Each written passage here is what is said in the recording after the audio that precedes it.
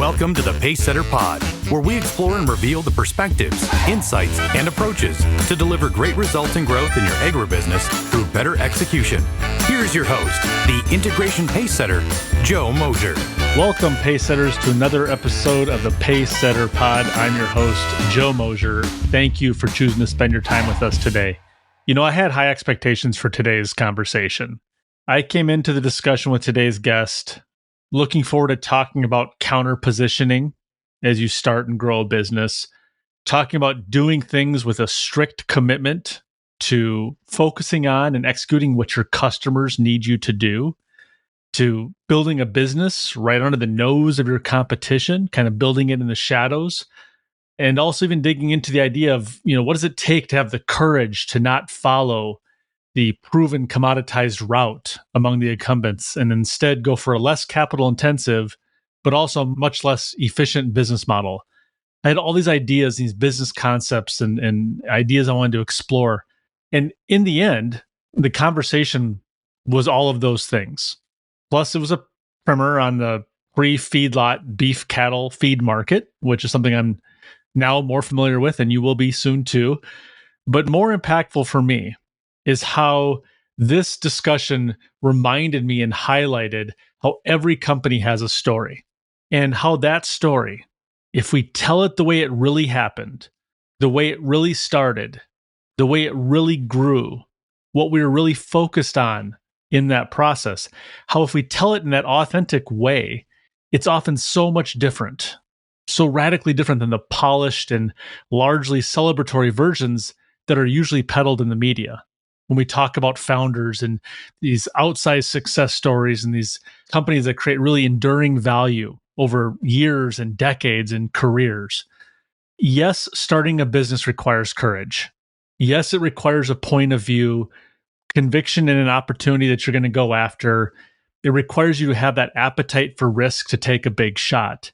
But maintaining and growing a business, an agribusiness or any other business really, means getting comfortable making mistakes and getting familiar with the feeling of being wrong or uncertain, and of being humble enough to recognize that you often are optimizing for things like survival above everything else.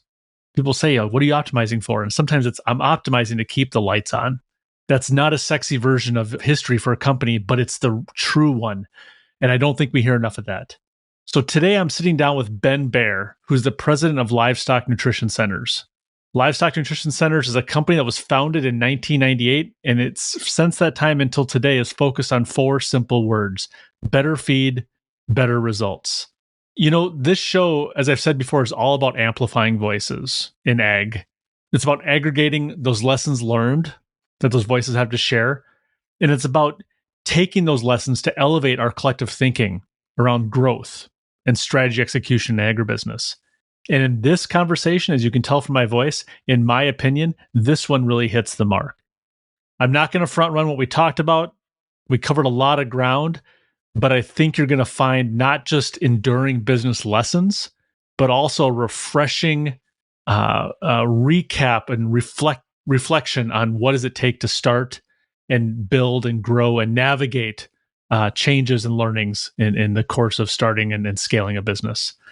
And so without further ado, here's my conversation with Baer of Livestock Nutrition Centers. Ben, welcome to the Pacesetter Pod. It's good to see you this afternoon. Well, thank you for having me. I'm pleased to have this conversation since we were introduced earlier this year. Ben, you lead a company called Livestock Nutrition Centers. We have not had a lot of folks that are directly involved in the feed business, and we're going to talk about what that actually means and what it might not mean, because the feed business is awfully big and diverse. We've had a lot of folks on from the co-op complex that, of course, have feed operations, but you all are much more focused on a given segment of the industry. So I'm really excited to have this perspective be part of the corpus of conversations and information that we're sharing through the podcast. Can you maybe start us off here today with just talking a bit about Livestock Nutrition Centers, what the business is, what you all do, and who you serve? Sure. And based on our conversation previous to now, I'm going to define a little bit of the feed industry, because we specifically serve beef cattle ranchers. That's the focus of our customer base. And the feed industry is enormous. We don't get involved in swine. We don't get involved in a lot of the specialty areas such as horses and things like that. It's just one small segment, which is very large, of the feed industry. And within, the beef cattle industry, we really focus on pre-feedlot. So the feedlots represent enormous concentrations of demand, and the value that we can offer our customers is not readily usable by the feedlots. They have their own resources. So our nutrition and technology consulting that we do, that we work with our customers on, they don't need it. So we're really focused on that one segment of the beef cattle feed industry. We're going to talk a little bit more in detail about it, but you all doing bulk custom blends. Is that specifically within one geography within the U.S.? Is it cross-border business into Canada and Mexico? Kind of where is the market that you serve? Well, someday we may be all over the United States. We certainly have our fill of business in the Southwest. And I'll define Southwest because we're primarily Texas and Oklahoma. We do touch a little bit eastern Colorado, eastern New Mexico, and Arkansas, maybe Louisiana, I think, maybe Missouri, primarily Arkansas. Primarily Texas and Oklahoma. Very good. And I said kind of generically, Ben, that you lead the business. What is your role at LNC? And I think the really interesting question is, how does someone in that role spend their time? Well, I've been doing this over 25 years now. And when I started, there was 3 other people and myself. So at that point, I did everything. And when you're used to doing everything over time, it's a little hard to let loose. Today, I oversee primarily resource allocation and strategy. And I'm not as that involved in the operations of the company anymore. But along the way, I did everything from formulations, which we now have PhD nutritionists formulating feeds. I did procurement. We now have a procurement team. I did the accounting. We now have a CFO and a whole accounting team. So I've done everything in the business, and right now I try to give what I can, given that we're a much larger business than when I started. Certainly. Well, thank you for that. So let's talk a bit about the market in general. And again, this can go in lots of different directions. When I think about the feed business, typically, given the customers that we serve, and many of our listeners, these are folks that are feeding swine, they're feeding cattle, maybe feeding chickens, and maybe there's some equestrian type feed. And we've had a couple of clients that did bird feed mixes, things like that. But how would you define the feed market at in terms of like categories or segments? What are the major categories of the feed market? And I think the question I have is, how did you all land on this strategy of, we do beef cattle, and specifically we do pre-feedlot beef cattle for ranchers because there's a concentration of demand? How did you get from this very large market down to, here's who we're going to serve? This is where we're going to focus. So you asked the question in a great way, and I have to tell you, we certainly didn't have the conversation and forethought and analyzing the entire industry to decide, here's what we're going to do. I was in Oklahoma at the time, and my founding partner, Jerry Jansen, was also there. And that was the market in front of us, the beef cattle market. And that's what we tried to address. And when you talk about the bigger market, it has to do a lot with distribution, bulk distribution versus bag distribution. It has a lot to do with vertical integration, whether you're making and producing your own feed and supplying it to your own animals. In our area, a lot of our customers were getting bagged at the time. This is 25 years ago, even large customers. They'd get a truckload of bag and have to break tons of bags open. And, our model started by, among other things, saying, we're going to deliver bulk feed, and that's all we're going to do. So it was there in front of us. We saw the opportunity, and we didn't consider any of these other segments. So at that time, if it was dominated by you said bags were dominant, so people are spending all this time breaking bags, and and you made this non-consensus bet to say we're only going to do bulk. What was preventing other folks from providing bulk feed, or what was leading so many folks to default to buying the bags? Was there something that you guys saw that was getting in folks' way? They couldn't see past the current state? So bulk was probably the secondary issue to us, maybe not even secondary. The primary motivation for us was a slow change going on in the marketplace that we recognized. So if you go back far enough, a lot of feed ingredients that we use, such as wheat midds or soy hulls, were not pelleted. And I would describe it as you have a flour mill that makes flour. They're pretty small and they can get rid of their loose wheat midds to regional feed mills. And over time, they got big enough and it was hard enough to handle unpelleted byproduct that things like wheat midds, soy hulls, corn gluten began to be pelleted. And what we saw was an opportunity to take these same ingredients and instead of mixing, blending, and pelleting them, we would mix and blend them and they would be in the form that the end user needed. And so we saw an opportunity to have a totally different capital structure. We didn't need to put in a pellet mill. We didn't need to have a lot of finished goods storage. We would build warehouses to hold the raw materials and we would mix and blend. And at the time, today, it's not like that. The cost of getting the business even this way is enormous. But at the time, the cost of entering the business was not great. So it was manageable for a small startup. And when you said that, I'm not a nutritionist, so I just find this just fascinating, and I betray my ignorance very quickly. But you said it's, the customer would get these nutrients or these inclusions in the form that they needed them. Was that leading to better digestive uptake by the animals, better nutrient availability to the animals once they had eaten it? Did the pelletization of those products make them less attractive to the segment you were serving?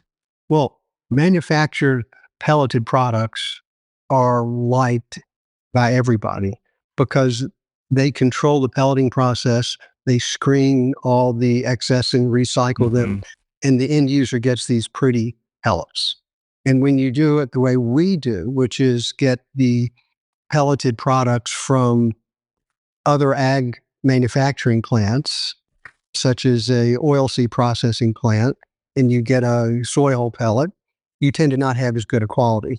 So the pellets are not as nice when we deliver our feed. But from a nutritional point of view, which is where your question started, when you manufacture a pellet, typically the manufacturer will try to sell a good quality product and they will guarantee a protein, fat, and fiber. And if their formulation has a little excess of any one of those, very often they'll find good ingredients, but maybe less nutritional value and blend those in. And you have a good pellet, but it may not have as much nutritional density as what we're selling. So what we sell, there's no blending of anything other than the product that's needed for the end user. So typically, look, you can make a great manufactured pellet that is very nutritionally dense, but on average, ours is going to have a higher nutritional value than your average manufactured pellet.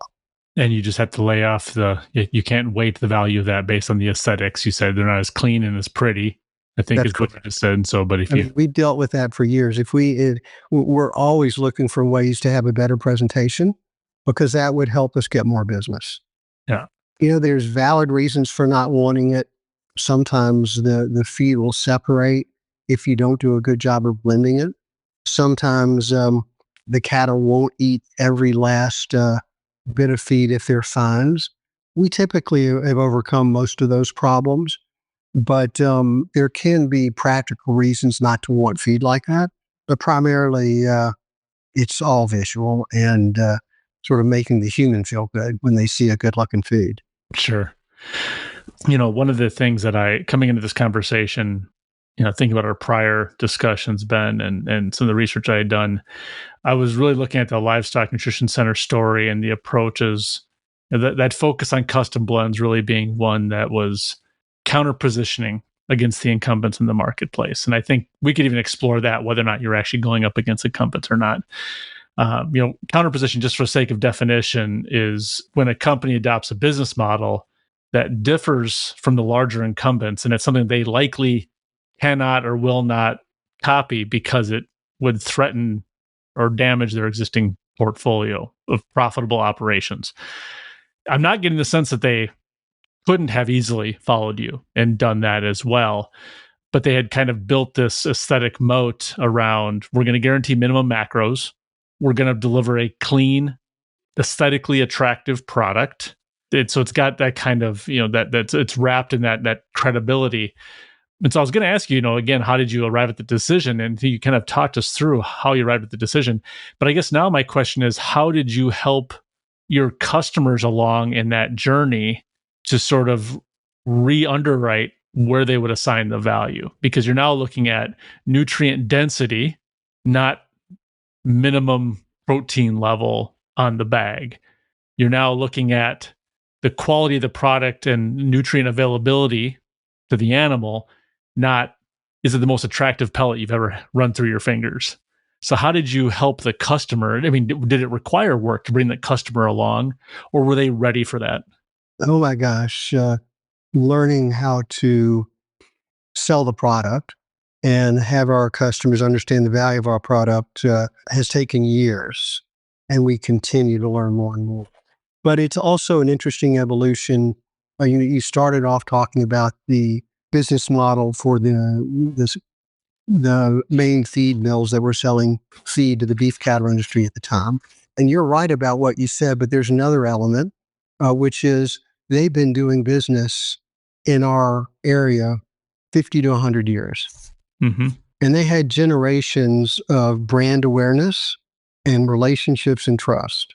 So it's not just everything you said, it's also sort of a view of the world. I'm a Purina man, I'm a Cargill man or Nutrina man. And, I like my local feed store, which is the distributor for those major companies, those major feed companies. So the resistance to sell was enormous. But I do think we never got the attention of those major feed companies because, number one, we were small. And number two, when we racked up successes, it was barely on the radar. We were that small. And also, there are so many feed mills, even when we got some real volume, for any given feed mill, we were pretty small. So the big advantage we had was time to learn and time to perfect our offering and to learn more and more about what the customer wanted. In the beginning, it was pretty unsophisticated. It was all about price. We had lower capital costs for entry. I think we were much better at procurement and were able to procure at a lower price.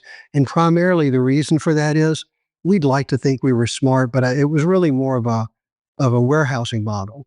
Most of the other feed mills didn't have a lot of excess storage, and they had so many ingredients they're using. We could take some pretty big volumes of product when the suppliers needed to ship. And so we had some opportunity because of that the competition didn't. So our capital costs in the beginning were lower. Our ingredient costs in the beginning were lower. I'd like to think we're smart today. I'm not so sure our ingredient costs are lower than anybody else's. But back in the beginning, I really think they were. And so we were in survival mode. And, we didn't have like I told you, we started with 4 people. We didn't have a lot of resources to figure out, the market. How do we sell? We just had to sell. It's survival. So we made what margin we could. We sold at prices that seemed appetizing to the end user. And it was only after we would start doing business with these people that they realized they were getting good performance, they were getting good service, and they would return for another round of feed buying from us because they saw that we were committed to their operation and their well-being and so on. So that's how we sold. It was pure survival. And yeah, we tried to sell value, but in the end, whatever it took to make a sale is what we did.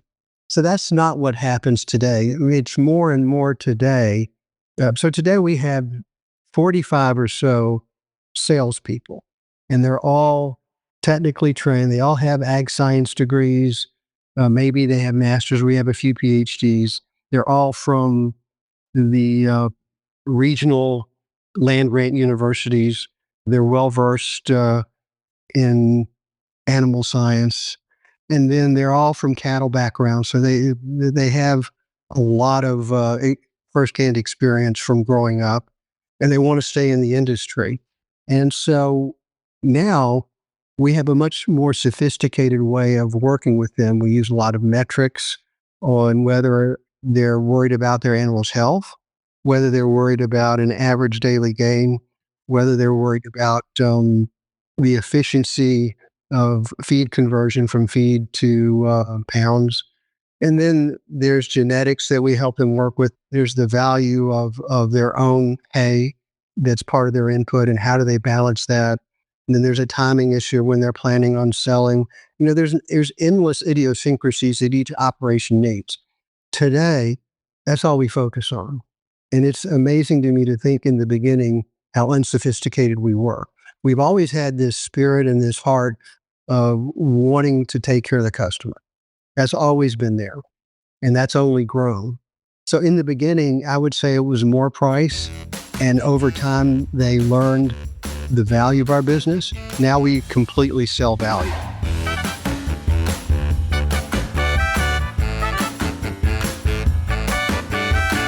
Poorly executed mergers and acquisitions destroy more value than they create. They can set your company back years. To defend your firm's position in the marketplace, you need access to the leading practices that unlock the greater potential of your people, processes, and systems. If you are undertaking a company transformation or pursuing an acquisition as a vehicle to grow, set up a call with Joe by visiting www.moshercg.com.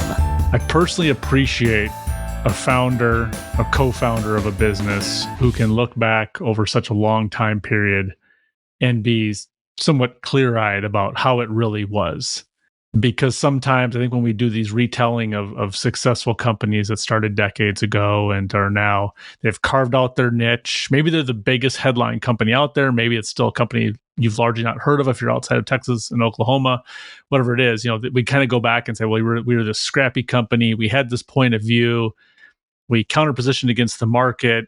We got our business, and then we've been riding this ever since. And for you to say, look, we were not very sophisticated.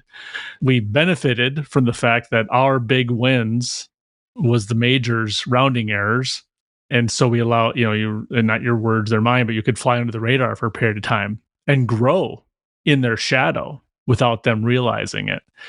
I think that's a good, healthy perspective about, reconciling, here's what it actually was all about. And it's not as sexy as some folks might presume, and how it often gets told in the retelling. The whole thing is amazing to me when I look back. And it wasn't easy in the beginning, but all of a sudden in the beginning, we said, okay, we're getting some traction and it's working. Why isn't everybody else going to do it? Mm-hmm. Because again, the cost of entry was not that great at the time. So that's when we began to look more closely at everything we were doing and everyone else was doing and how to get better at it. Because otherwise, you can have a successful year and just fall flat. And, you have to stay ahead of events, whether they're industry events or whether they're world events. And the only way to do that is to begin to develop a plan. It was a lot of seat at of our pants at the beginning, and I'm very fortunate. My founder instinctively knew everything he needed to know about the beef cattle industry and was able to help us, in your words, with this right counter positioning. And I was pretty good in business. And so we complemented each other very well. And once we had a little traction, our mission was, we're going to do this better and we're going to grow. And that takes commitment and some good people. And we've got a lot of good people. Yeah, you touched on something there that I don't think we've ever actually spoken to in the show, but it's something I've personally experienced, and I've also observed it in many other people. When you're starting a business, you kind of have this, you've got conviction, at least enough conviction to start the business that there's this opportunity, this unmet need, or this different way of meeting a need out in the marketplace, whatever it is, right? Advisory services, making bulk feed to the pre-feedlot cattle market, everything in between. And you're sort of wondering, why isn't anyone else doing this? And so part of it is, what am I missing? But the other part is, I better get on this fast because it's so obvious to me. Eventually someone's going to do it. Then you do it, then you prove it. And you don't actually feel this sense of, there's no sort of pride or gloating, because once you've proven it works, then you wonder, okay, now surely everyone else is going to figure it out. And so that healthy, sort of maybe unhealthy paranoia that the competition's coming for you is always there. I'd asked you how you brought the customers along. And you made a comment there that I wanted to touch on. So you talked about people saying, I'm a Cargill man, I'm a Purina man. They had their chosen brands. They also had their chosen retailers. Right. Right. And that they were part of the community. So that was very important. Exactly. And so I see a lot of folks that there's a lock-in effect with, I buy my propane there, my liquid fuels, my DEF, whatever it is, I buy it there because they've also got my, that's where I market my grain. And so, there's a sense of, I'm just going to do it all there.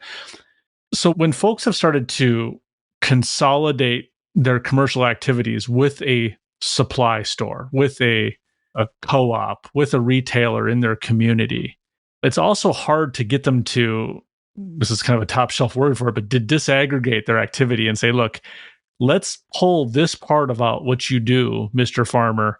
Let's pull this part out of the supply store, the farm supply. Let's pull this out of the co-op.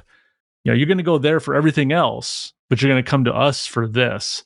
Any specific learnings around how you specifically helped folks get to there? Or was it a matter of just of finding the folks that were willing to make a change and then others followed them?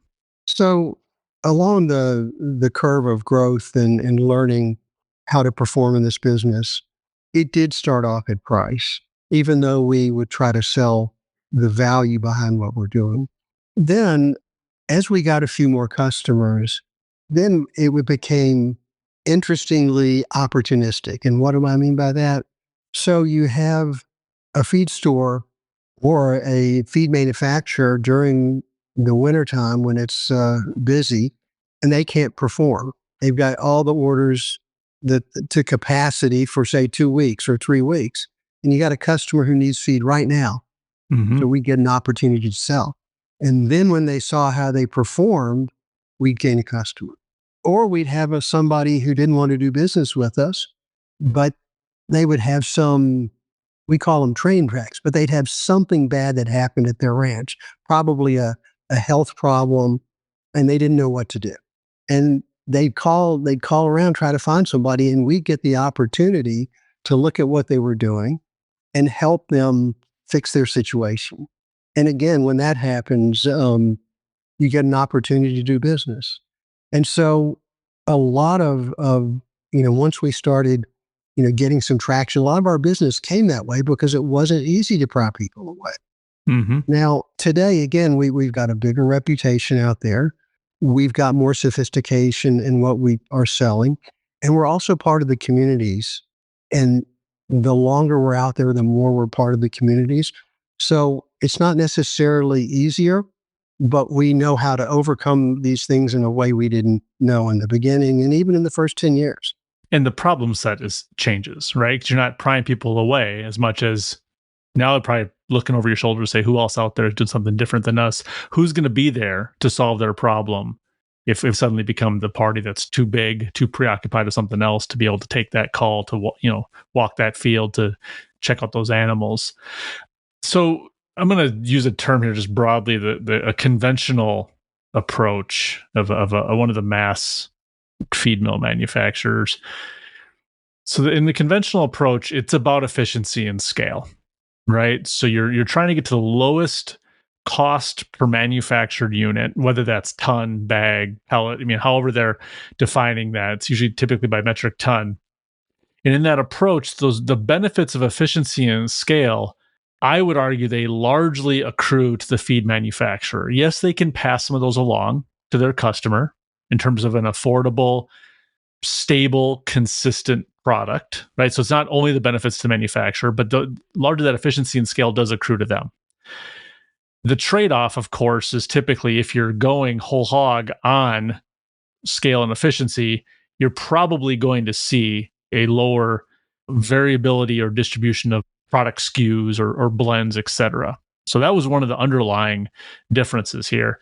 In custom blending, you don't hardwire in those scale benefits by the very nature of what you're doing, because you're doing customer-driven, customer-specified recipes and blends. Now, you talked earlier about how the capital structure of your business is a bit different, or at least was in the beginning, because you didn't have to make those investments to achieve that scale. So the lower investment actually reduces the pressure for the efficiency and scale. But I'm just wondering, in today, staying in the custom blending space and not maybe having the access to the efficiency and scale benefits at the level that others would, how do you operate in a way that continues to generate value for the customer, but also provide a return that's satisfactory to the business? Are there trade-offs to be made there, or? There absolutely are trade-offs to be made there. So the life cycle of different companies are very interesting. And when I look back, I can see my own interesting issues. So for the first 25 years of the company, we almost only focused on sales, marketing, nutrition, customer relations. What does the customer want? What do we need to do to make sure our customer is thriving? That's all we did. Everything else was backfill.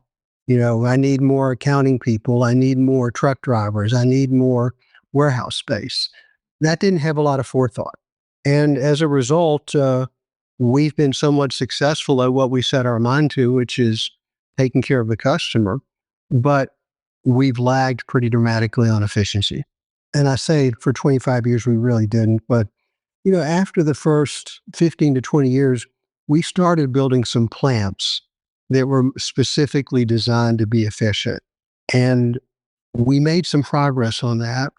But it's only today that we truly are just beginning to focus on how can we be efficient. There's so much we can do on our type of operation to be efficient. We won't be as efficient as those automated plants that you described that are being run by some of the major feed companies, but we can be a whole lot more efficient than we are.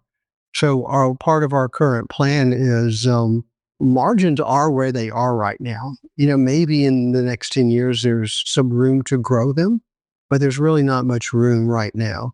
And what we need to focus on is how to operate a lot more efficiently. And that's what we're doing. And that takes a completely different focus. So, almost as if I said the first years we're surviving, we're in survival mode. I almost could say that for the first 25 years. And because we're just trying to make the next sale, even though we're more sophisticated. And only today, and I literally mean over the last 12 months, we've started this change of how we can operate all aspects of the company so that we can become more efficient and more effective at what we do. And it's a good time to be doing that because technology is changing so fast. But the one thing I will tell you now, and it just is a statement to how lucky I was when I got into this business, I'm not sure whether it's cheaper to build a great facility for my business or whether it is to build a great facility that's efficient and back. Those capital advantages are no longer there.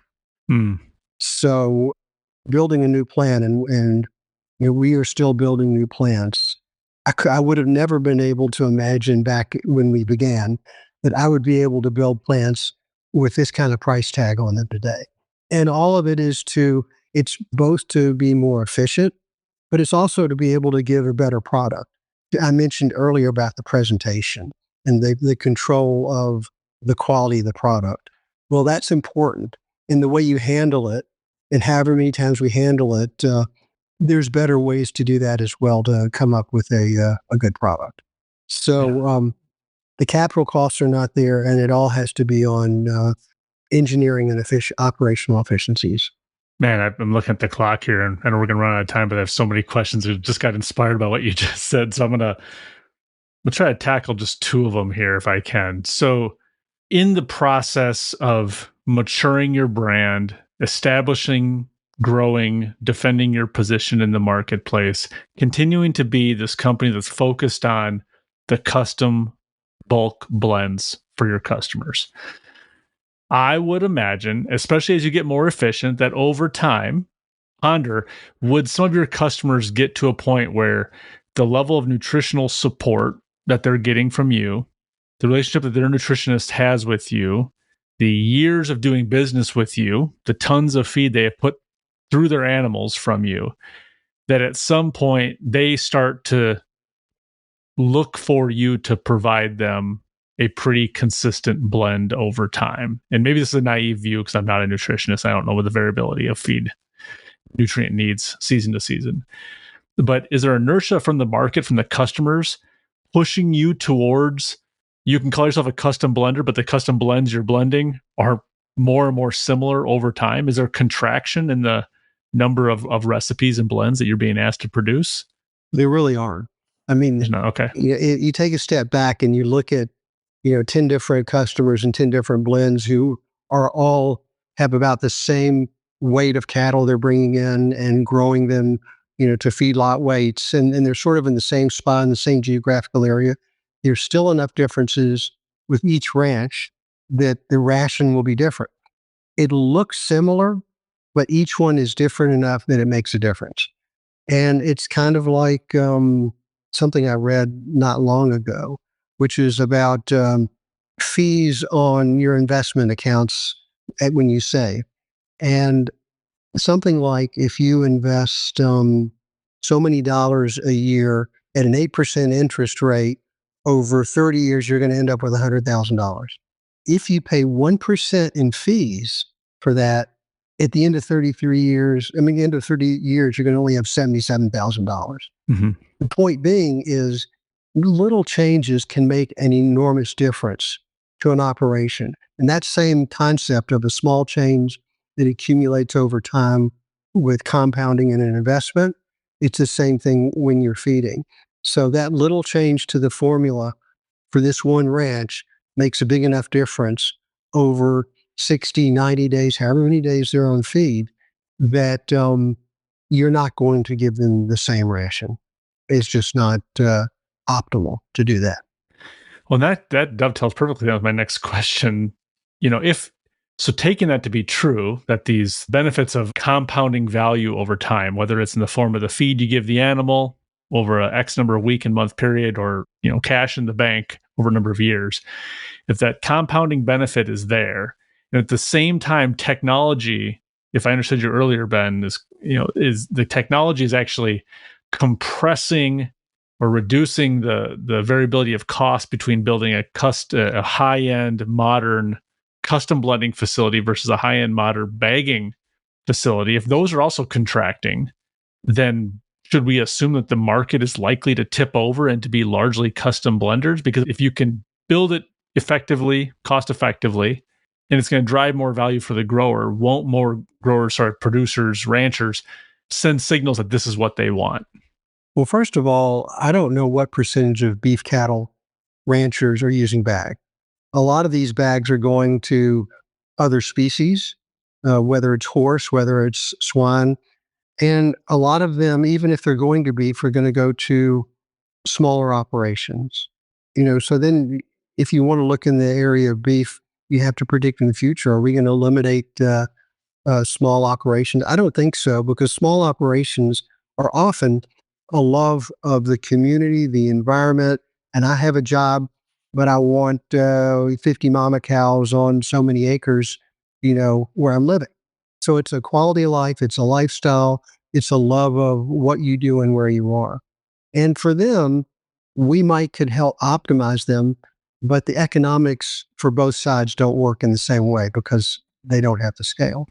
So I would say, when you ask the question, if you think of it for totally beef cattle ranching before, pre-feedlot, a lot of that's already happened. But there's enough smaller operations as well as wanting different species that that it sustains these very efficient bagging operations. And we see Tractor Supply And the likes of companies like that seem to be very successful at selling, back feed. So they have their own customer base. So I don't, on one level, I think we've somewhat arrived at what you've said, but it doesn't mean the demise of the other feed companies, because it's so much bigger than what we're doing. And as we signaled to at the very early part of this interview, I'm being almost reckless in my use of talking about the feed market writ large, because it is so diverse, not just in animal species, but in scale of operation, the eventual value chain at animal, if it's going in for, human consumption, what is it going into? And so we are painting with a pretty broad brush. But Ben, I've really enjoyed getting to know you here over the last couple of months, really enjoyed this conversation, and an unexpected benefit of it is, again, just this idea of telling the story of the company with authenticity and some humility, and sort of saying, it was exciting. It was fun. We built something strong. We built something great, but it wasn't often pretty. And it's still often not that pretty right now. That's a very refreshing perspective, and I appreciate it. I just want to say thank you for taking the time and for coming on the podcast today. Well, thank you very much. I appreciate the compliments, and I don't get to tell the story that much because to most of the world, it's just not that interesting. But it's my story, and I love it. So thank you for having me. Absolutely. It's rich with lessons and things for folks, whether they're in similar type of organization or radically different, but in the ag supply chain, there's a lot of parallels and things for folks to chew on. And so thank you again. And to our listeners, thank you for tuning into today's episode. I hope that you found something not just of interest, but of actionable value in our conversation today. And if you did, I'm going to ask you to consider doing one thing, and that's sharing this episode with someone that you think would find similar benefit. It's the very best way you can support the show, and the best way to help us elevate thinking around strategy execution across the ag supply chain. Thanks again for joining, and I look forward to having you here next time right on the Pacesetter Pod. This is thepodcastfactory.com.